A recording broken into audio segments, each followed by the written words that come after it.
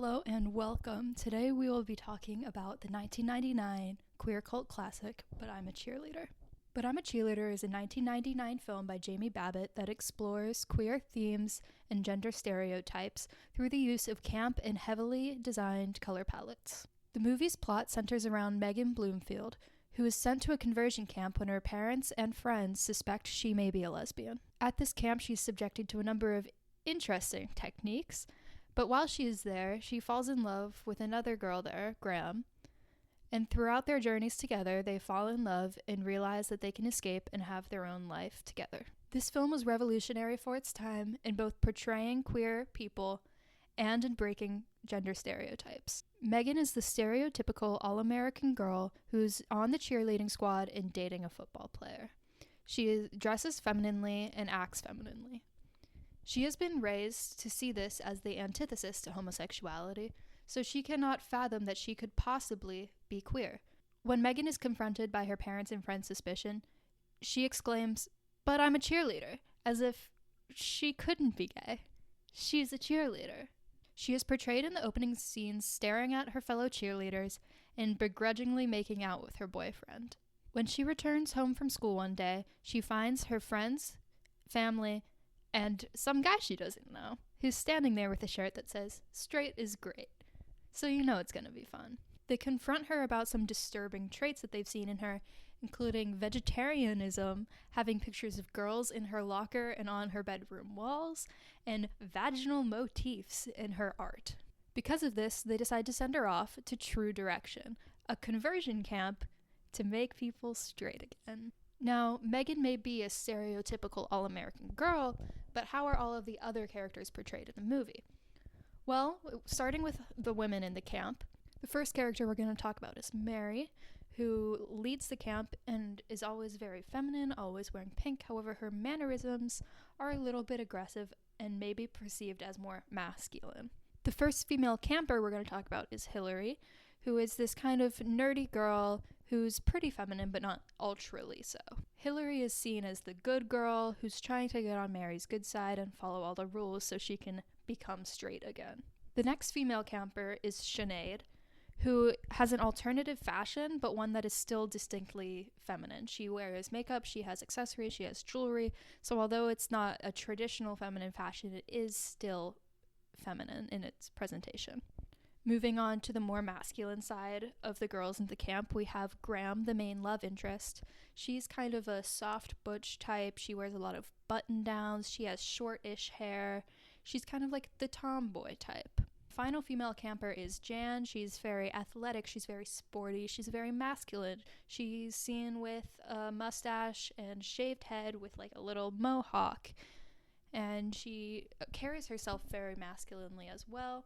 On the boys' side of things, first we have Andre. Andre is kind of this stereotypical singer, dancer, feminine gay guy. He has long hair, the gay accent, and all the feminine mannerisms that people may associate with homosexuality. Next up we have Joel, who has a fairly neutral to masculine appearance, but does have some more feminine mannerisms that are presented throughout the movie. Then we have Clayton, who honestly, I forgot was in this movie. Straight up, forgot his character entirely. But he's kind of like a traditional boy next door. He's got like a little long blonde hair, but he's like muscly and he's masculine, that kind of type. The last male camper we have is Dolph, who is a hyper masculine wrestler, kind of like grunting and yelling all the time, like big tough man type. But there are some other characters we also should get into, one of whom is Mike. Mike is another counselor at the conversion camp. He is an ex-gay. He has went through the camp himself, and you can tell that he's putting on an air of masculinity and trying to present himself more masculinely so that he is perceived as straight.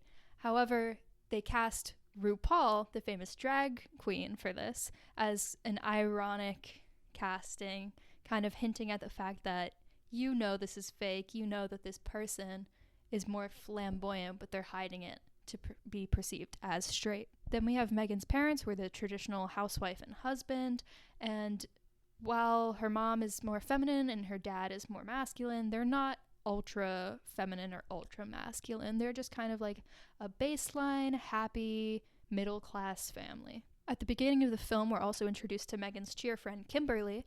Kimberly is one of the ones who suspects Megan of being homosexual. And Kimberly is pretty feminine. She expresses liking kissing guys, and she's a cheerleader. But notably, she does have a shorter haircut, which I'm not saying is like a bad thing. I'm just saying it's interesting that the characters who are still perceived as being straight and who everyone thinks are straight are allowed to have a little bit of leeway when it comes to gender presentation, but only a little bit. Because once you get a little too far, you'll see later, they just assume you're gay no matter what. And perhaps my favorite character in the entire film is Rock, who is Mary's son. Mary is the director of the camp, remember? And he is ultra masculine in appearance. He's all jacked. He's got like this short like dude haircut. But he has some like feminine mannerisms. He wears his little booty shorts around. He dances to music. And in one scene, he's even seen like drinking a drink through like a little straw. And Mary comes in and yells at him and chastises him and says, "Chug it like a man." And that scene is honestly so funny to me. But it is portraying this interesting dynamic between Mary and Rock, where Mary is like so afraid of Rock being gay that any little thing she can chastise him for that's even perceived as slightly feminine, she goes in on him. Now, aside from the characters, another iconic thing about this movie is the coloring and set design and costume design. The color palette for this movie is unmatched. I even used the color palette of this movie as inspiration for a color palette of a film assignment I had in class once. So the main colors for this movie, in the camp specifically, are pink and blue, very gendered. All of the girls' rooms are like hot pink and like a little bit of a pastel pink kind of thing. And all the guys' rooms are this blue or like a bluey green tint sometimes. The camp also includes some like yellow and green in more like common areas. Now this is very different than before Megan goes to camp. The color schemes in their home specifically is very neutral. It's very brown. It's very beige. It's very orange. And her cheer uniform is even orange, so it goes into that. Now the set itself of the camp of True Directions is very dollhouse-like. It's very minimally styled, and every piece of furniture is like a solid color, and all of them are the same color, and it sets up this really nice like false facade almost feeling that you get.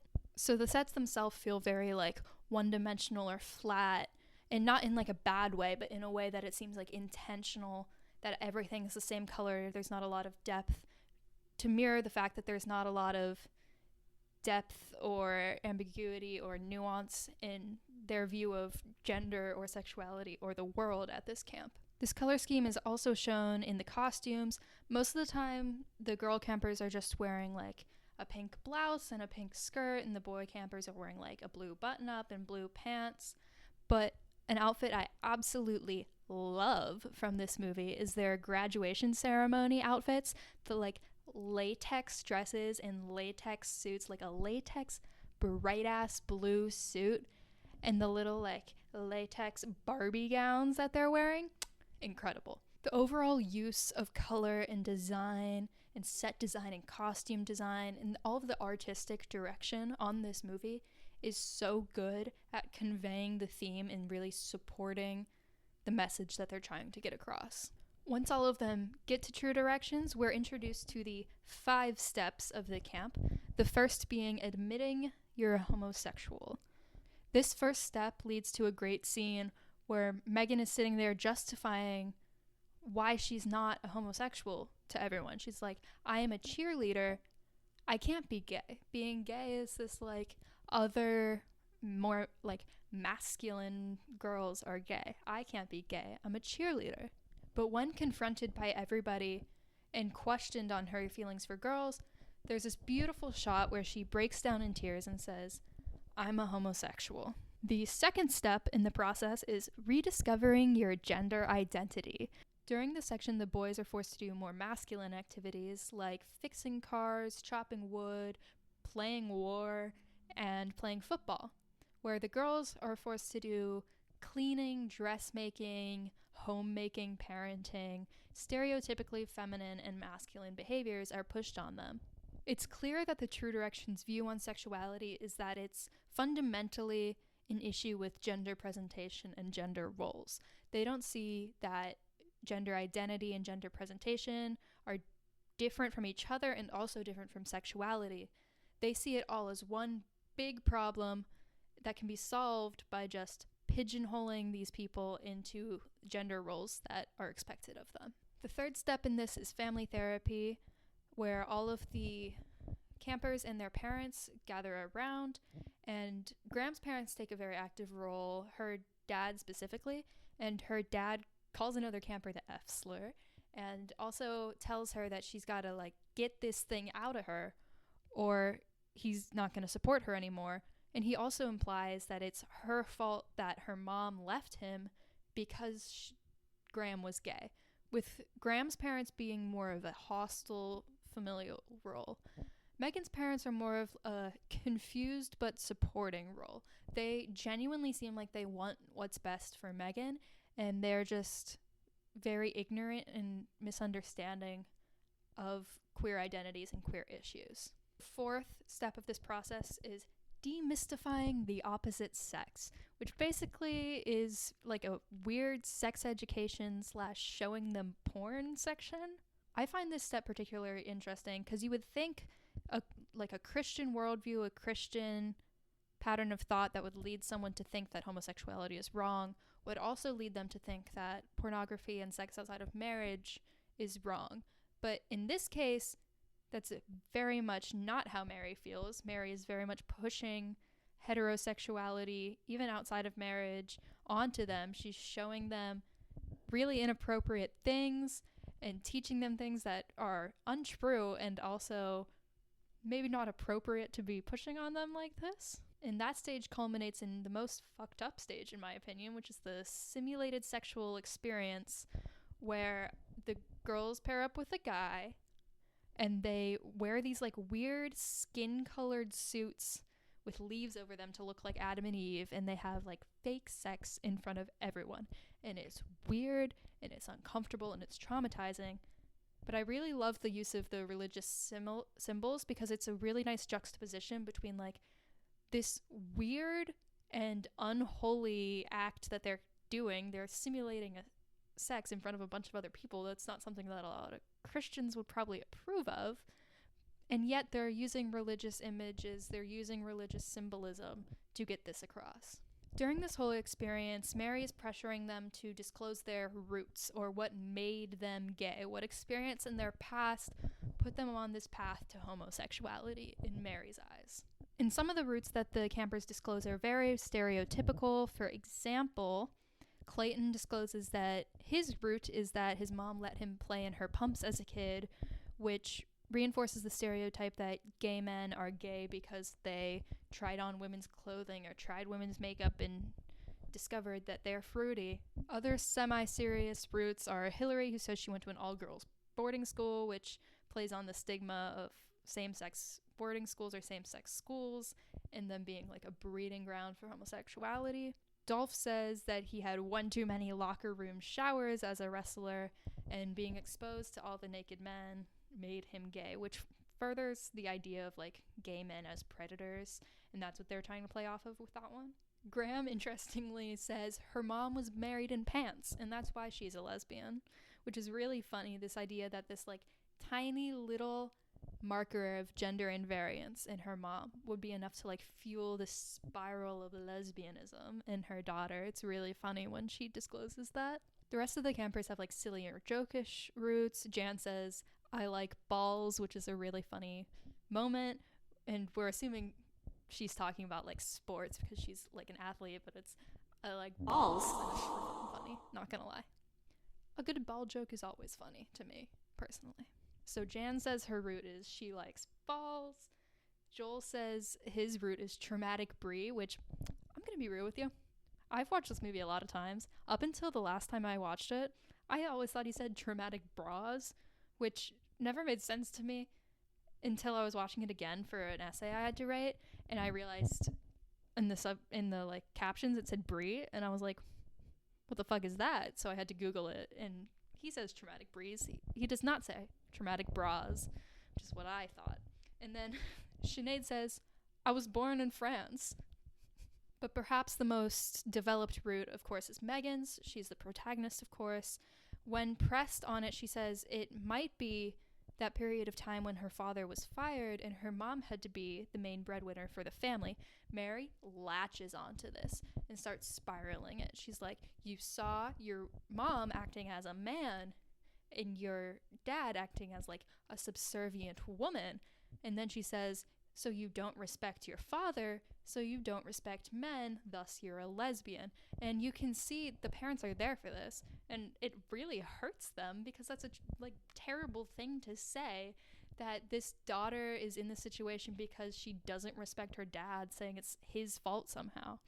And obviously this is not true, but it is a very played out narrative of how people become queer, is that it's an overbearing mother and a subservient father. It goes back to Freud, it goes back to all of that in expressing like how people develop into homosexuality. Although Megan's the main character, I think one of my favorite characters might be Jan, just because her character and people's interpretations of her character is so interesting to me. There are little hints throughout the movie, her saying, I like balls. I think there might be other hints, I don't know what else, that she might not be gay. Remember, she's the one that's the most masculine presenting, with the shaved head, the mustache. She's sporty, she's athletic. And there's this one really interesting scene where everyone's talking about like their roots and their homosexuality, and it goes over to Jan, and Jan says, I'm straight. And everyone like looks at her and they're like, yeah, right. And she's like, no, really, I'm straight. Everyone just thinks I'm a lesbian because of like how I'm presenting. And then after saying this, she runs out and she leaves the camp, and we don't see her again. But after she leaves, Mike, RuPaul's character, goes, who is she kidding? And it's a really interesting discussion. I think she plays like a really good like opposite of Megan, because Megan is a lesbian, but she's all feminine. She portrays herself in like a way that society would view as like a straight woman, and yet she is a lesbian. And on the opposite side, we have Jan, who is very masculine presenting and who everyone assumed was a lesbian, and they sent her to conversion camp when really she was straight the entire time, and people were just putting that assumption on her. Now, one interesting thing about Jan, the first time I watched the movie, I did read her character as trans for like the first half of it at least, and a lot of people read her character that way, or as gender nonconforming. And I think it's an interesting discussion to have, because I think having trans representation and gender nonconforming representation is important, but I also think the message that they were going for of like, just because you look gay doesn't mean you're not straight, can be important, and like the way that they went through it, I think that was their intention.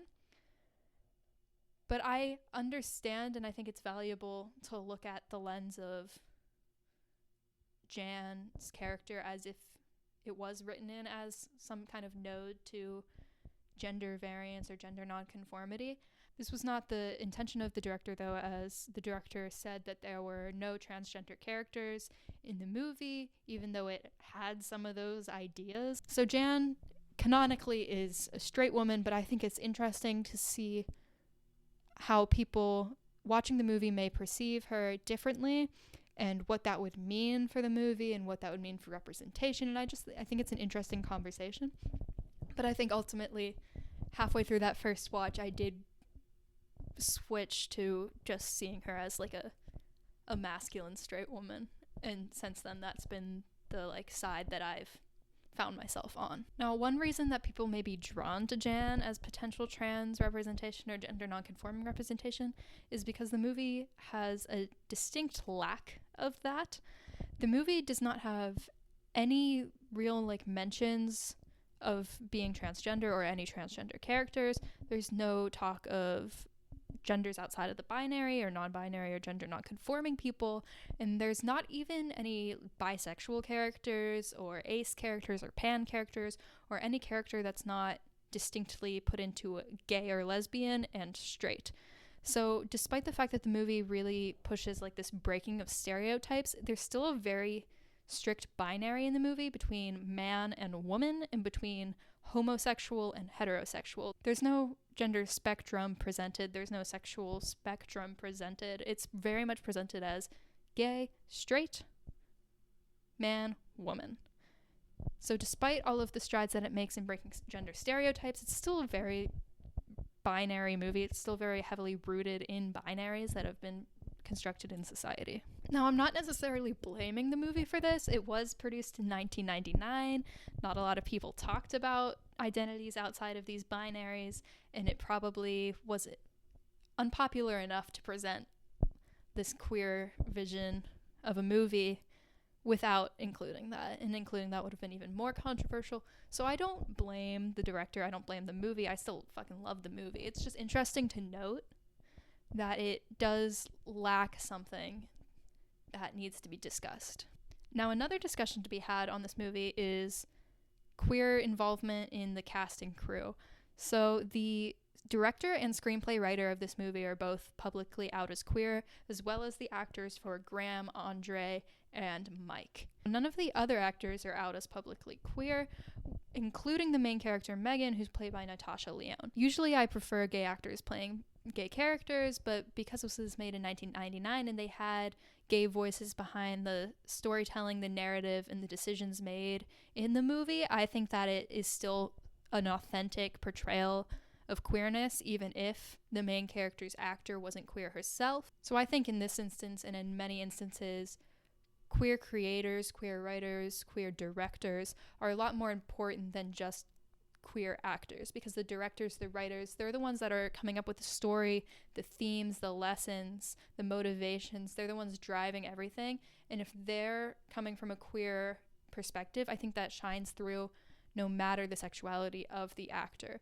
Whereas if you have a queer actor but a straight director, that straight director is not going to know how to make this movie portray the queer experience in the same way that a queer director would, even if the actor who is queer is trying to come across that way. Overall, though, But I'm a Cheerleader is such a campy, fun movie, and it has so many iconic quotes and pictures and images and costumes, and the sign that says "silly F slurs, dicks are for chicks" is one of my favorite things I've ever seen in my life. That picture is incredible. And while this movie may lack some nuance or exploration beyond the binary, I don't think that's a deal breaker for this movie. I still really, really like it. And I think you can find that exploration beyond the binary and nuance in other films and other mediums. And I think it's very important to have those things in addition to this movie. But I think this movie serves the purpose of just being a fun, campy way to poke fun at heterosexuality and heteronormativity, and the assumption that sexuality is somehow inextricably linked with gender and gender presentation in some way. I also just think from a filmmaking perspective, the set, the costumes, the art design, the casting, the story, all of the characterization and everything is just like really well done. The movie really has like the sense of like a world that you're watching into. Like, it's a very distinct character of this movie, and I think that really sets it apart and really makes it something that I keep coming back to and I keep watching. I've watched this movie so many times. I love it so much. So yeah, that was my thoughts on But I'm a Cheerleader, from the characters to the themes to the set design to the color palettes to some criticisms of it, of course. So I hope you liked this video. Leave a like and comment down below. Tell me what you think of this movie. Tell me if you agree with the things I said. Tell me if you disagree with some of the things I said. I'd love to have a conversation about it down below. And also, please subscribe to my channel. This is the first video I've ever made, and I am really scared to post it. Once again, thank you for watching, and goodbye.